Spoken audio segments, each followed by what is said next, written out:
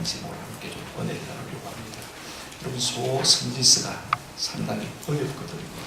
왜 어렵냐면 배경을 잘 모르기 때문에 좀 어려운 단어를 배웠습니다. 사실 저는 12절 한절 말씀만 여기서 나서 읽고 이 말씀을 설교하려고 했는데, 그래도 하나님의 성령께서 이 전장을 다 읽게 하셔서 제가 참 감사해요. 종종 저는 설교자로서 주일 본문을 짧게 택하고 싶은 욕을 참 많이 받습니다. 왜냐하면 여러분들이 길게 읽으면 지겨울 때도 있고, 제 자신도 또 그렇습니다. 짧게 읽고 그 다음에 좀 제가 더 많이 말하고 싶은 충동을 받거든요. 그러나 하나님의 말씀이 우선이다 하는 사실을 다시 한번 도전받게 되십니다. 제가 몇 주 전에 성경을 읽다가 12절 말씀을 읽으면서 큰 도전을 받았어요. 12절 말씀, 내가 그를 위하여 내 율법을 만가지로 기록하였으나 그들은 이상한 것으로 여기도다. 오늘 설교를 듣는 시간 내내 이 말씀을 마음속에 새기면서 묵상하시면서 함께 좀 은혜를 받았으면 참 좋겠다 싶은, 하나님이 우리에게 율법을 주셨다. 물론 사람 제자를 감동하셔서 하나님이 쓰게 하셨습니다만 하나님의 말씀이지 않습니까? 그렇죠? 또 뭐라고 말씀하고 있습니까? 만 가지로 기록했다. 여러 시대 여러 모양으로 우리가 알아들을 수 있도록 하나님께서 말씀하신 것입니다. 그것이 우리를 위한 것이다. 그를 위하여 그렇게 말씀하고 있습니다. 여기까지는 참 좋습니다만요, 그 다음에 말씀이 충격입니다. 왜냐하면 하나님이 기록하시고 다양하게 구체적으로 우리를 위해 쓰신 것인데, 진작 그 말씀에 대한 우리의 반응이 어떠하다고 말씀하고 있습니까? 여러분, 한번 더 나섭시다. 그들은 이상한 것으로 여기도다. 생소한 것으로, 낯선 것으로, 나와는 아무 상관이 없는 말씀으로 여긴다. 그렇게 말씀하고 있습니다. 물론 이 말씀은 호세아 선지자가 예언하던 저 북이스라엘 왕국 여로보암 2세 시대의 백성들에게 하는 말씀입니다. 그러나 하나님의 말씀은요, 어느 시대나 모든 인류에게 다 합당한 말씀인 것입니다. 저는 이 말씀을 읽으면서 얘가 그와 같은 사람이 아닐까라는 두려움이 저기 있었습니다. 부탁을 드립니다. 저는 우리 모두가 이 이스라엘 백성들의 모습을 보면서 우리의 모습을 보고 하나님이 하시는 이 음성을 들으면서 정말로 우리가 이런 사람이 아닌가는 그와 같은 깨달음을 갖고 좀 도전을 받았으면 좋겠습니다. 다시 한번 여러분 기억해 보실까요? 내가 그를 위하여 내 율법을 만 가지로 기록하였으나 그들은 이상한 것으로 여기는 도다. 북이스라엘 사람들은 고사합니다. 우리는 어떻게 하나님의 말씀을 대하고 있습니까? 과연 하나님의 말씀을 읽고 듣고 또 제대로 삶에 적용하고 있습니까? 아니면 성경은 성경이고 나는 나고 설교는 설교고 내 삶은 내 삶이고 그렇게 생각을 하고 있습니까? 오늘 본문을 통해서 우리가 이 문제를 좀 점검할 수 있는 은혜가 있기를 주님의 이름으로 축원합니다. 복잡하게 되어 있기 때문에 제가 핵심적인 세 가지로 분류를 해서 여러분에게 말씀을 드리고 있습니다. 첫째로 우리는 무엇을 선택하며 살고 있는가 하는 문제에 대해서 하나님께서 우리에게 도전하시고 계신 것을 우리가 볼 수가 있습니다. 사실 인생은요, 선택의 연속 아닙니까? 그리고 오늘 우리가 사는 것은요, 언젠가 우리가 선택한 결과로 오늘 우리의 삶이 사라지는 것 아닙니까? 오늘 우리는 삶 가운데서 무엇을 선택하며 살기를 원합니까? TV 광고에 뭡니까? 순간의 선택이 10년을 좌우한다. 이런 문구가 있지 않습니까? 어쩌면요, 한순간의 선택이 영혼을 좌우할 수 있는 것입니다. 우리가 제대로 선택하고 제대로 좀 사는 그런 은혜가 있으면 참 좋겠다 싶어요. 오늘 우리는 제대로와 멋대로 사이에 무엇을 선택하고 살고 있는지 한번 여러분들이 자신을 한번 점검해 보시기를 바랍니다. 오늘 본문 4절에 보시기를 바랍니다. 그들이 왕들을 세웠으나 내게서 난 것이 아니며 그들이 지도자들을 세웠으나 내가 모르는 바이며 이렇게 말씀하고 있는 것을 볼 수가 있습니다. 여러분, 북이스라엘 사람들이요, 왕을 세웠어요. 지도자를 세웠어요. 얼마나 지도자가 중요합니까? 왜냐하면 그들을 통해서 내 삶이 영향을 받기 때문인 것입니다. 그런데 그들이 왕을 세우고 지도자를 세울 때 하나님의 뜻을 생각지 아니하고 하나님께 묻지 아니하고 내 마음에 있는 생각과 내 마음의 원칙을 따라서 세웠다. 그래서 하나님이 내가 모르는 바다. 너도 조대로 해라. 너가 알아서 해라. 지금 그렇게 말씀하고 있는 것을 볼 수가 있습니다.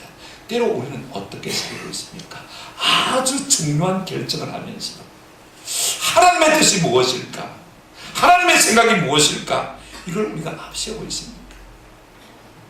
여러분, 참 중요한 것은 내 삶에 영향을 미치는 지도자를 선택하고 왕을 세우는 일은 너무 중요한 것입니다. 그런데 사람들이 어떻게 세운 것입니까?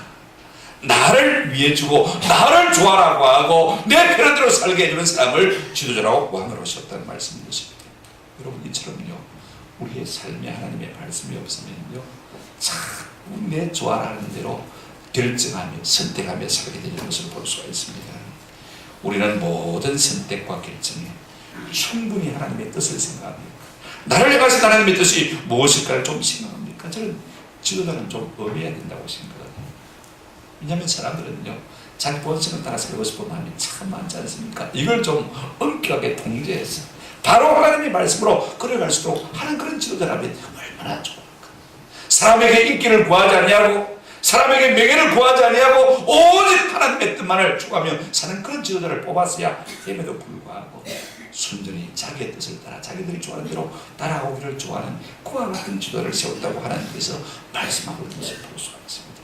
여러분, 이제 새해가 되면 또 순장을 새로 듣게 되는데 엄한 순장이 좋아요. 엄한 교사가 좋아요. 엄한 목사가 좋아요. 저는 그렇게 되지 못한 것이 참 하나님 앞에 부끄럽고 앞으로도 그렇게 바로 살아야 되겠다 그런 생각을 하고 있습니다. 내가 좀 힘들어요. 지도자가 바르게 하나님의 말씀을 가지고 엄하게 읽고 나가면 그동안에 내 영혼이 사는 역사가 일어나게 될 줄로 믿습니다. 그러나 이스라엘 백성들은요, 제대로 된 삶과 멋대로 된 삶 가운데서 무엇을 택했다고요? 자기 멋대로 살고 싶은 삶을 택한 것을 볼 수가 있어요. 또 하나, 여러분, 우리가 무엇을 선택하며 살아야 되겠습니까? 우리의 삶에 하나님의 말씀이 없으면요, 거룩과 번영 사이에서 항상 왔다가 갔다 가는 것을 볼 수가 있습니다. 여러분, 4절 하반절부터 제가 좀 읽어보겠습니다. 그들이 또 은금으로 자기를 위하여 우상을 만들었다니. 우상을 만들었다. 여러분, 십계명을 정면으로 위배한 것을 볼 수가 있습니다. 자, 출애굽기 우리가 20장 3절 4절 보시면 1계명이 나와 있지 않습니까? 잘 알죠? 너는 나 외에 다른 신들을 마지 말라, 내게 두지 말라. 그 다음 2계명이 무엇입니까? 너를 위하여 새긴 우상을 마지 말라, 만들지 말라. 이 계명을 정면으로 위반한 것을 우리가 보게 되죠. 하나님의 백성들 아닙니까? 하나님의 교회 아닙니까? 무엇 때문에 그들이 우상을 만드는 것입니까?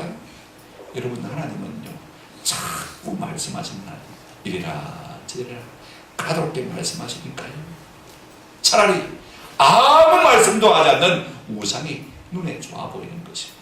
내 마음대로 할 수 있으니까. 조금 더 구체적으로 말씀드리면 그렇습니다. 윤리니 도덕이니 하나님의 뜻이니 하는 것보다도요, 당장 눈앞에 좋아 보이는 쾌락, 눈앞에 좋아 보이는 부귀, 번영, 이것을 택하기 위해서 그들이 우상을 세운 것을 볼 수가 있습니다. 그래서 여러분, 우리는 어떻게 살고 있습니까? 겨우 주일 하루 그냥 주일답게 살고 일주일은 내편하게 살고 그러죠. 부귀와 번영을 위해 살고 있지 않습니까? 어떤 사람들은 주일도 하루 내 그렇게 사는 것이 좀 가다롭고 귀찮아서 좀 사람도 만나고 싶고 외식도 하고 싶고 내가 하고 싶은 일도 좀 하고 싶은데 좀 대충 주일 일부 예배드리고 와서 땜박하고 말입니다. 가서 1시간만 제대로 드리고 나머지는 내 마음대로 살고 싶은 그런 마음들이 우리에게 있지 않습니까? 지금 북이스라엘 사람들의 신앙의 핵심이 무엇입니까? 하나님은 좀 까다로우니까 내 마음대로 부귀를 누리며 또 일날을 누리며 살고 싶은 그런 충동이 이 속에 잘 반영이 되어 있는 것을 볼 수가 있습니다. 여러분, 우리의 신앙의 핵이 무엇입니까?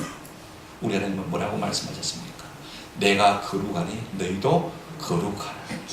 이것이 우리 아버지 하나님의 뜻인 것을 우리가 잘 알고 있습니다. 그런데 오늘 우리는 실제로 그렇게 살지 않냐고, 어떻게 하면 내 인생을 좀 더 크게 만들까? 어떻게 하면 내가 좀 더 부귀 영화를 누리며 살까? 좀 더 엔조이하며 살까? 지금 북이스라엘 사람들은요, 말씀은 버리고 거룩은 버리고 번영만 추구하고 살고 있는 것을 볼 수가 있습니다. 그러나 여러분, 신앙의 핵은 무엇이에요? 한번 더 합시다. 거룩입니다.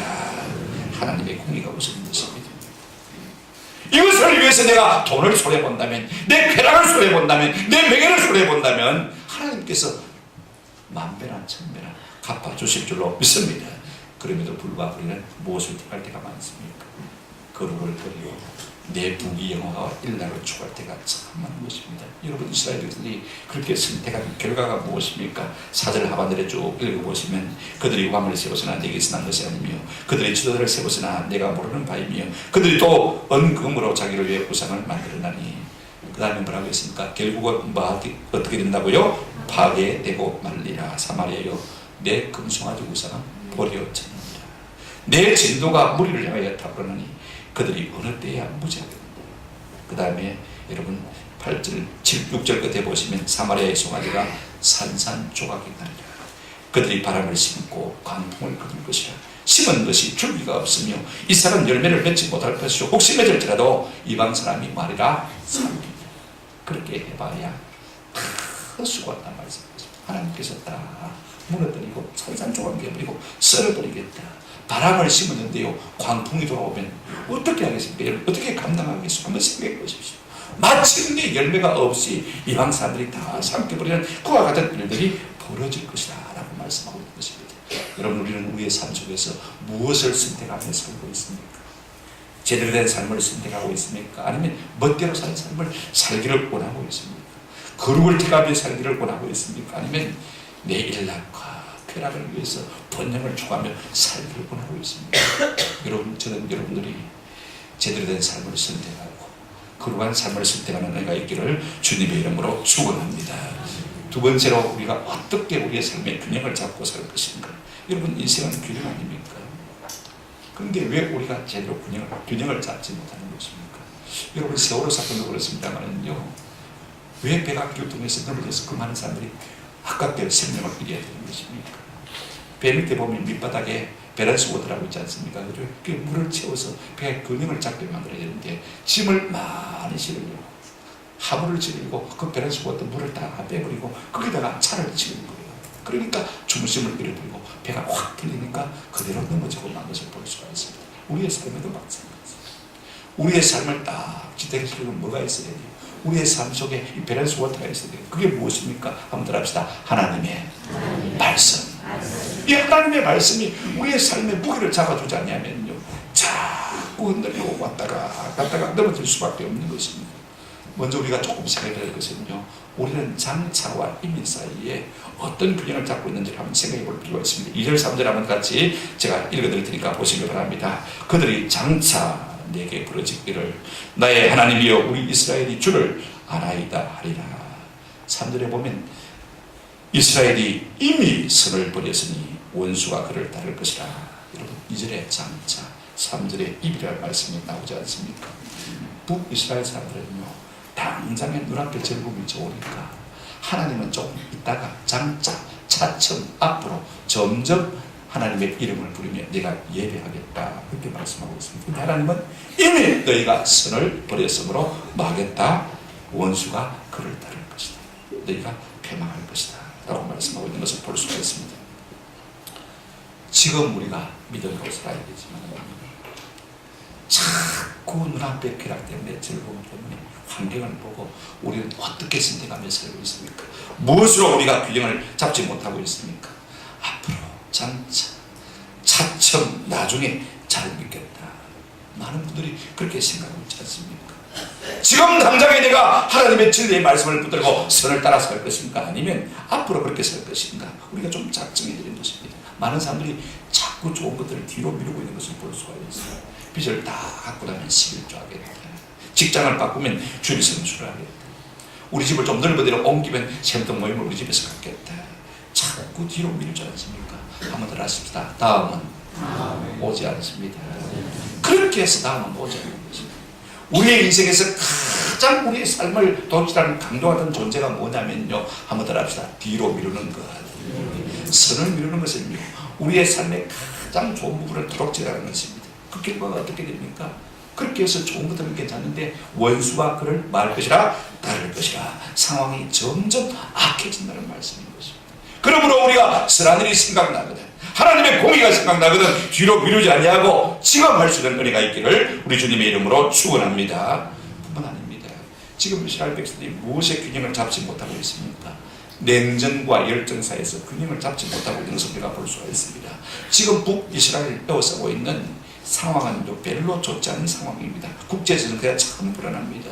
중동의 그 당시에 맹주이던 애굽이 지금 북이스라엘을 호시탐탐 넘보고 있는 것을 볼 수가 있습니다. 그래서 이 북이스라엘이 두 가지 얘기들대로 먼저는 뭐냐면 외교전에 총력을 당하는 것을 볼 수가 있습니다.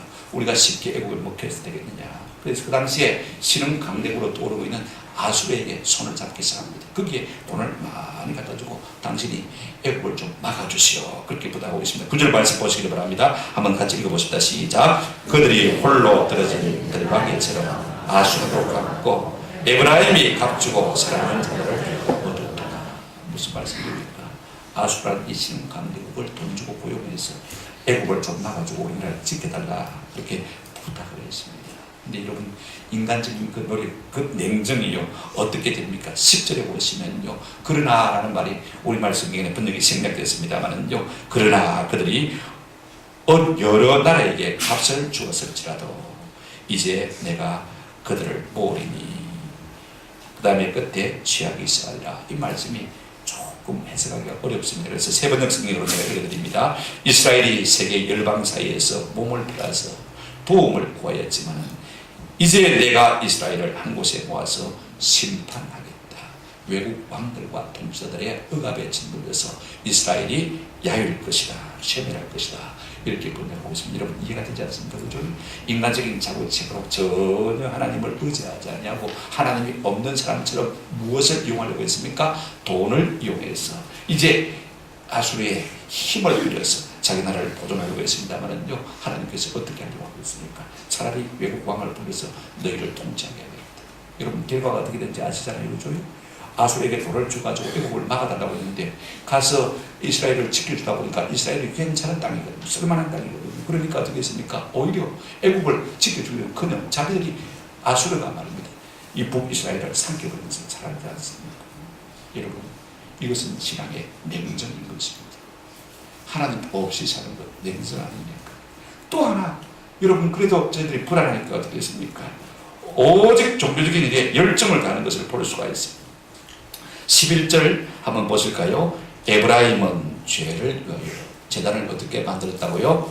많이 만들었다. 여러분 죄가 있는 사람은요 마음에 뭔가 불안이 있기 때문에 어떨 거 아닙니까?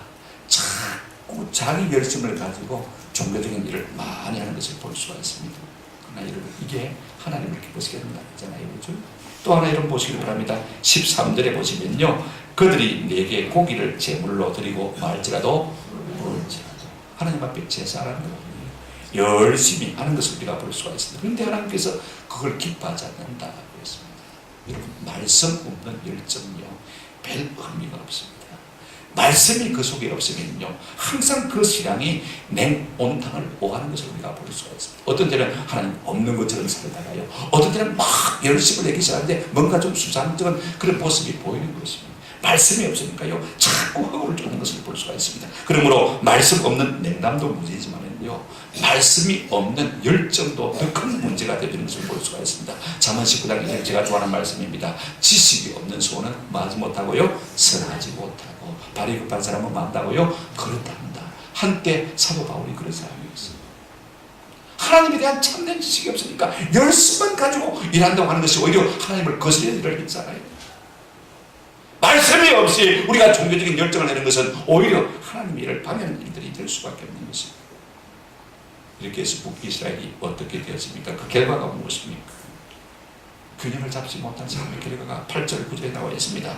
이스라엘은 이미 삼켜져서 이제 여러 나라 가운데 있는 것이 절겨 쓰지 아니하는 그릇 같도다. 그 다음에 10절 9절 보시면요 그들이 홀로 떨어진 들나귀처럼 아수르로 갔고 두 가지 비유를 들어서 이스라엘을 말씀하고 있는 것을 볼 수가 있습니다. 하나는 귀 쓰임을 받지 못하는 그릇. 여러분 무엇을 비유하는 것입니까? 이빨 빠진 그릇을 비유하는 것입니다. 아무리 좋은 메이커 그릇을 할지라도 이빨 빠진 것을 손님이 오는데 내놓을 수 있습니까? 사용할 수 있습니까? 못하잖아요. 결국은 버려야 되는 것이죠. 뭘로 쓰는 것입니까? 개밥그릇, 그죠? 개밥그릇. 결국은 열국적에서 이스라엘 백성이 개밥그릇 신세가 되고 갈 것이다 라고 말씀합니다. 다른 하나는 홀로 들나귀가 되었다. 친구 하나 없이 언제나 혼자가 됐다. 그런 말씀인 것입니다. 여러분 왜 그렇습니까? 들나귀는요 어디를 가나 정착을 잘 못합니다. 어디에서도 무엇에서도 만족을 얻지 못합니다. 그런 사람들은 영원히 방랑할 수밖에 없는 것입니다. 하나님의 말씀을 자기에게 적용해야 자기의 삶이 풍성해질 텐데 자꾸 다른 사람에게 적용하니까 다른 사람이 아무도 좋아하는 사람이 없는데 홀로 덜답이 잡혀드는 것을 볼 수가 있습니다. 그래서 오늘 우리 교회가 그런 사람이 종종 있잖아요. 이 교회는 너무 작아, 교육시설이 너무 빈약해, 주일학교 교육이 제대로 왔는데 목사 설교가 시원찮아, 이렇게 자꾸 비판하잖아요. 그죠? 그런 사람은 그 교회에 적용할 수 있습니까? 없습니까? 못하는 거예요. 어디 가도 적용하지 못하고 덜나겠죠. 왔다가 갔다가 방하는 삶을 살 수밖에 없는 것입니다. 그러므로 우리가 어떻게 됩니까? 하나님의 말씀을 붙들고 우리의 삶의 균형을 잡아요. 자꾸 좋은 일을 뒤로 미룰 것인가? 치고 날 것인가? 아니면 하나님의 말씀이 없으니까 불안하니까 자꾸 인간적인 자구책을 쓸 것인가? 아니면 종교적인 형식만 취할 것인가? 여기서 우리는 삶의 균형을 잡을 필요가 있는 것입니다. 저는 부탁을 드립니다. 하나님의 말씀을 붙들고 좋은 모든 일들을 지금 당장 할 수 있는 은혜가 있기를 주님의 이름으로 축원합니다. 우리가 말씀을 캐치고 마치 냉탕에 뛰어들어간 것처럼 하나님 없는 사람처럼 사는 것도 여러분 합당치가 아니에요. 다 헛수고 될 수밖에 없는 것입니다. 그렇다고 해서 내 마음에 불안과 두려움이 있으니까 자꾸 종교적인 일에 힘쓴다고 해서 하나님 기뻐하는 것은 결단코 하는 것입니다. 13절에 뭐라고 했습니까? 그들이 내게 고기를 제물로 드리고 먹을지라도 여호와 그것을 기뻐합니까? 안 합니까? 기뻐하지 아니하고 이제 그들의 죄악을 기억하여 그 죄를 벌하리니 그들은 애굽으로 다시 말이라 가리라. 무슨 말입니까? 이스라엘 백성이 애굽에서 총살한 것처럼 다시 너희가 아수르에게 종이 될 것이다 라고 말씀하고 있는 것을 볼 수가 있습니다. 세 번째로 우리는 무엇을 파악하며 살고 있는가를 좀 생각해 볼 필요가 있어요. 여러분, 파악한다는 말의 1차적인 의미는 손으로 거머쥔다는 말인데 우리는 2차적인 의미만 자꾸 붙들고 있는 경우가 많습니다. 우리가 어떤 사물의 본질이나 내용을 확실하게 이해하는 것을 갖다가 파악한다 그러지 않습니까? 근데 1차적인 의미는요, 그것을 손으로 거머쥔다는 것이 파악하는 의미인 것입니다. 제가 오늘 파악이라는 말은요, 손으로 거머쥔다는 의미를 사용하고 있는 것입니다. 인생은요, 그 붙드는 것이 그 인생입니다. 내가 뭘 붙들고 있느냐, 그 인생이 바로 그 인생인 것입니다. 돈을 붙들고 있으면 돈밖에 모르는 인생인 것이고요. 하나님의 말씀을 붙들고 있으면 하나님의 말씀에 인생이 되어준 줄로 믿습니다. 그것이 우리의 영성의 척도가 되어주는 것입니다. 우리가 하나님의 말씀을 거머쥐고 있습니까? 아니면 세상 부귀와 일락을 거머쥐고 있습니까? 이것이 우리 이성과 풍속을 거머쥐고 있는 것입니까? 좀 깊이 한번 생각해 볼 필요가 있을 것 같아요. 우리는 교만과 겸손 사이에서 항상 겸손을 거머쥐어야 됩니다. 14절 한번 같이 읽어줍시다. 시작. 이스라엘은 자기를 지으신 이를 잊어버리고 왕궁들을 세웠으며 유다는 견고한 성읍을 많이 쌓았으나 내가 그 성읍들에 불을 보며 그 성들을 삼키게 하리라. 여러분, 교만이 무엇입니까? 하나님을 잊어버리고 자기 힘만으로 살려고 하는 것이 교만입니다. 내가 남들보다 조금 높다, 그것도 교만이지만요, 우리의 영적인 삶의 교만은 하나님을 잊어버리고 내가 내 이름과 내 영광을 위해서, 내가 나를 위해서 일하겠다, 이것이 교만인 것입니다. 하나님의 존재를 잊어버리고 자기 힘만 믿고 앞서는 것입니다. 어떻게 하면 좀 더 내 영광을 드러내며, 어떻게 하면 좀 더 인생의 그드름을 경험해 살 것인가, 어떻게 하면 나를 좀 더 크게 만들 것인가. 하나님의 존재는 안중에도 없고 자기만을 위해서 일하고 노력하는, 이것을 우리가 교만이라고 말할 수 있는 것입니다. 여러분, 그 교만의 결과가 무엇입니까? 잠언 16장 18절에 교만은 태만의 선봉이요, 교만한 마음은 넘은 집에 뭐라고요? 암살이다. 교만하면 넘어질 수밖에 없는 것입니다. 14절 하반절에 이렇게 말하고 있습니다. 내가 그 성읍들에 무엇을 보내어요? 불을 보내어 그 성들을 삼키게 하리라. 이게 불이 무엇입니까? 아수르 불이라는 것입니다.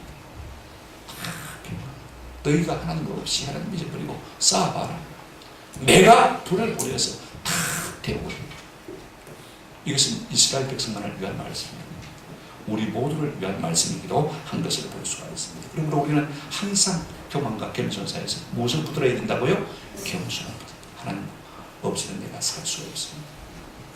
하나님의 은혜 없이는요, 내가 아무것도 아닙니다. 하나님의 말씀을 붙들지 않으면 내 삶을 금방 넘어질 수밖에 없습니다.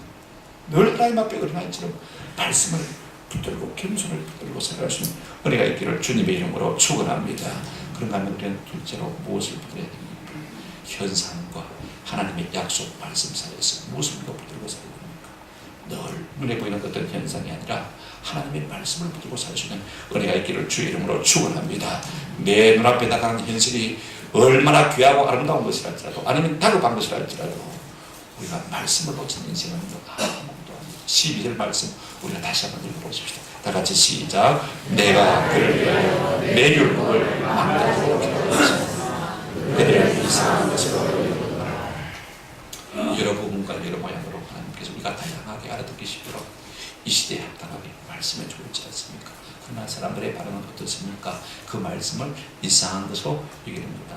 저는 지난 한 주간 동안 이 번역을 15개 번역으로 프린트해서 제가 묵상을 계속했습니다. 자기 이상한 것으로 여긴다. 이 말씀을 3번역에는요, 자기들과는 아무런 관계가 없는 것처럼 여긴다. 세상에 나를 위하여 하는 말씀입니다. 나와는 아무런 관계가 없는 것처럼 여긴다. 그 다음에 공동번역에 보면 남의 것이냐 그 뜻도 보지도 않아요. 이 말씀은 나와 상관이 없는 것이냐, 다른 사람을 위해서 필요가 있는 것이냐, 나와는 아무런 관계가 없느냐, 남의 것이냐 그 뜻도 보지도 않아요. 여러분들은 어떻게 살고 있어요? 한글 킹 제임스 버전에 보면 그들이 이상한 것으로 여겼도다. 그 다음에 여러분 현대인의 성경에는 그들이 생소한 것으로 여기고 있다. 하나님의 말씀을 아주 낯선 것으로. 현대어 성경에는 그들은 제 알 바 아니라는 뜻, 그것을 남들에게나 미루고 있다. 나와는 상관이 없는 말씀으로, 저들이나 드려야 될 말씀으로 미루어버린 것을 볼 수 있습니다. 이것이 지금 북이스라엘 사람들의 밤의 자세. 영어 성경이 Don't apply to them 이라는 말씀을 하고 있는 것을 볼 수가 있습니다. 이것이 가장 좀 우리에게 와닿겠다 싶습니다. 그들은 자신에게 그 말씀을 적용했단 말입니까? 안 했단 말입니까?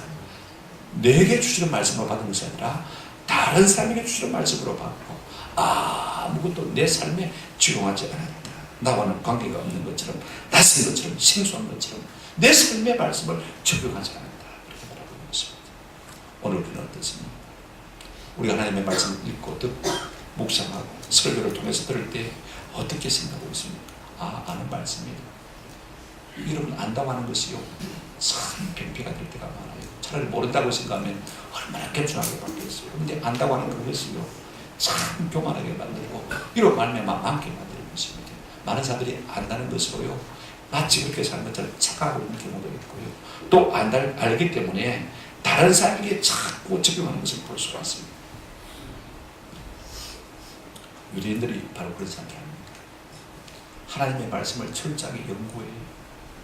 그래서 율법을 연구해가지고 그 보충 해설서를 만들었습니다. 그게 뭐예요? 미신 아닙니까? 그렇죠? 그만큼 철저하게 연구해서 어떻게 이 말씀을 좀 더 쉽게 되풀이하고 더 자세하게 풀이할 것인가. 그래서 많은 것이 미신 아니에요. 그것도 부족해요. 어떻게 했습니까? 좀 더 삶에 잘 적용할 수 있도록 지혜서를 제공하기 위해서 말입니다. 탈무드를 받은 것을 볼 수가 있습니다. 그런데 진작 그들은 어떻게 했습니까? 다른 사람에게 이 말씀을 적용하려고 했지 그 말씀을 내 삶 속에 적용하려고 하지 않은 것을 볼 수가 있습니다. 이로 하나님께서 이 북이스라엘에게 뭐라고 말씀하고 계신 것입니까? 1절 말씀 한번 같이 읽겠습니다. 다 같이 1절 같이 읽겠습니다. 시작. 나팔을 내 입에 들지어다. 원수가 독수리처럼 여호와의 집에 덮치리니 이는 그들이 내 은혜를 내 율법을 범하는도다. 아주 무슨 말씀이십니다. 원수가 독수리처럼 어디에 덮친다고요? 여호와의 집에 덮친다고 했습니다.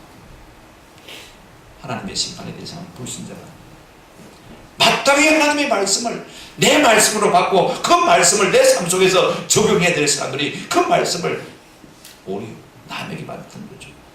나와는 상관이 없는 것으로 여깁니다. 그들은 삶에서 귀중한 것을 선택하지 못해요. 삶의 균형을 잡지 못해요. 진짜부터 하나님의 말씀을 붙들지 못했으므로 말미암아 어떻게 하겠다고요? 이렇게 말씀하고 있습니다. 아무리 교회라고 할지라도 원수들이 마고요, 독수리같이 마겠다, 덮치겠다. 하나님께서 참 두려운 말씀입니다. 그 이유가 무엇입니까?